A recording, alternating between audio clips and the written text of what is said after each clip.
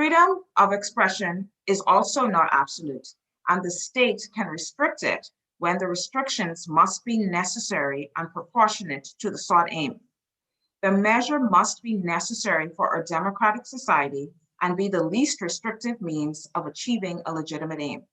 It must be clear in the balance of rights that the benefit to the protection of women's rights exceeds the harm of freedom of expression, and that no other less restrictive measures could achieve the same effect. Article 4 of the WHRC Declaration speaks to freedom of opinion to describe others on the basis of their sex and not their gender, which would desensitize persons to matters pertaining to gender, as these freedoms are private feelings, mannerisms, and behaviors that should not be a means to discriminate against anyone because of one's individual autonomy. The matter pertaining to gender ideology has become a bigger issue due to the deepening of these dynamics within society by bending society's logic and facilitating the shrinking not only of women's safe spaces, but also of democracy and civic spaces. Women should not be compelled to call their perpetrator she, her, or other pronouns in the plural form, which when expressed brings chaos and confusion. Framing the narrative goes a long way, as we see that in the UK, these dynamics are very prevalent in terms of the idea of using plural nouns to address individuals as it pertains to gender. Countries adopt practices of other countries, and the social aspects pertaining to gender can become lost in the cultural confusion due to demographics, as well as close cultural knit ties with other countries. I personally would use English, for example, in terms of the way that specific words are spelled in further highlighting the significance of these subtle but largely harmful matters of gender that produce chaotic nuances of compounded human and civil rights. Further, Article 4 of the WHRC Declaration is an infringement of the right to freedom of expression and undermines access to justice from a criminal justice context. Women should be able to accurately report and give evidence against those that assault them. If women cannot accurately report crimes committed against them, it then becomes impossible for the police to gather evidence to facilitate and foster justice and peaceful societies.